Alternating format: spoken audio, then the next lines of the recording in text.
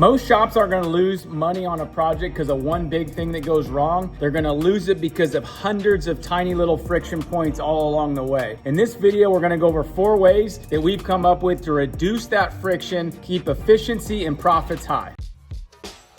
So actually, here's 3 things in a row that I would say are my 3 favorite things. So we got the tapping arm, the deburr cart, and the pallet rack. They're all kind of modular so we can move them around. But parts can come off the laser. We have the cart that we've built specifically for deburring. He's got everything he needs there to tap it, deburr it, palletize it. If it's going to some other op in the shop, we'll put it right on the pallet, or it would go on this rack. So if we're taking a part off the laser, there's a few things we do to gain efficiency. So one of them is we're gonna have the part number, the material type, and then there's a designation right after that that's gonna say T, that tells whoever picks this up that it needs to be tapped. It says we need 30 of them, and I made 2 extra. You pick this up off the laser, you know what needs to happen to this piece. So this part comes off the laser, there's that little bit of an edge, right? We have to deburr that edge off. So over here, we would take this part, but right here we'll have the DA sander. You just go to work on it. It's got its home. We color code the blue to the blue, red hose to the red. All the tools associated with changing those discs are all in one spot. Your consumables are right here. So even down to like, we made this little thing. So when you need a new disc, it's like a one-handed operation. Say I'm gonna replace this tab.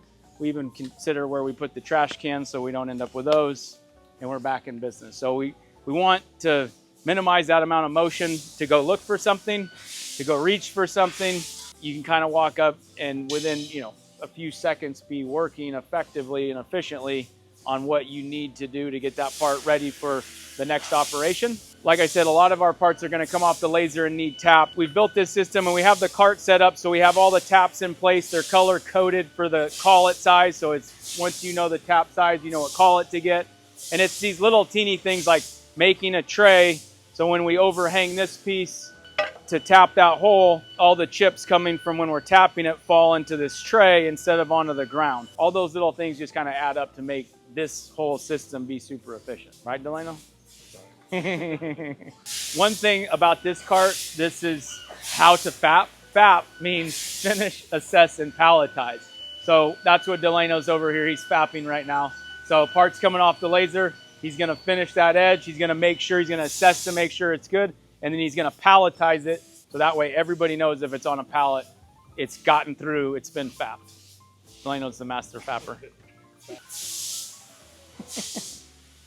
We always label our pallet liners with the job number. Then they're gonna write the part number of how many they've made versus how many they need. And then we made these racks. Anybody can go buy a rack, but we ended up making this and sizing it specifically so that we minimize WIP, work in process, so that you can't just fill this full of stuff. Once this is full, we'll stop making material, so it's a visual signal for the laser operator to say, hey, if this gets full, quit making parts, figure out what's getting these parts to get stuck here.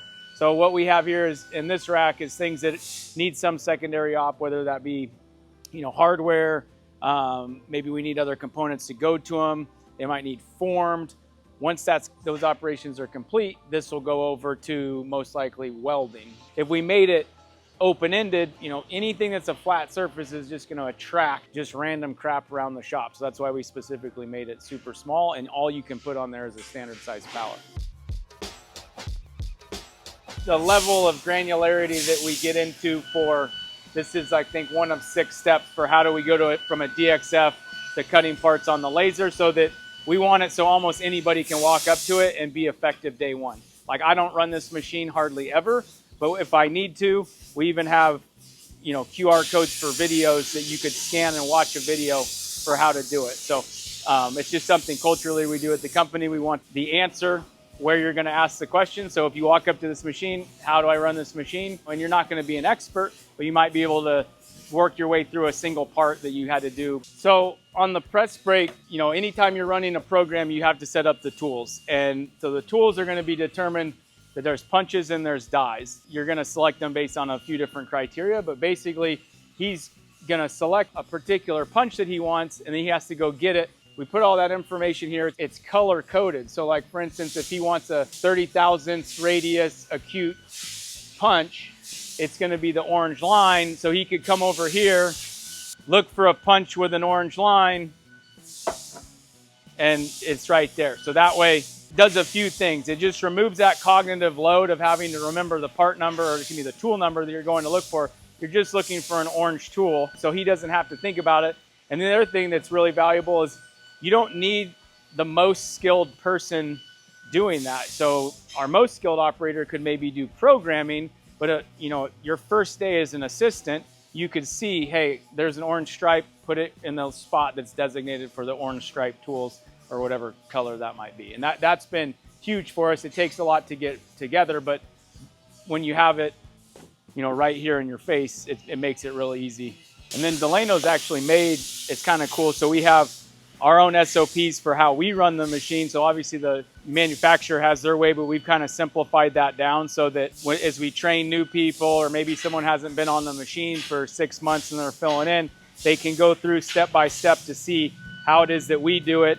And again, we kind of color code that for the different operations to just simplify it down. So again, we want the answer, where you're going to ask the question, and we have it in a nice simple binder that just stays on the machine. We do a lot of things just to make maintenance super easy, because we got this huge investment we've made in the laser.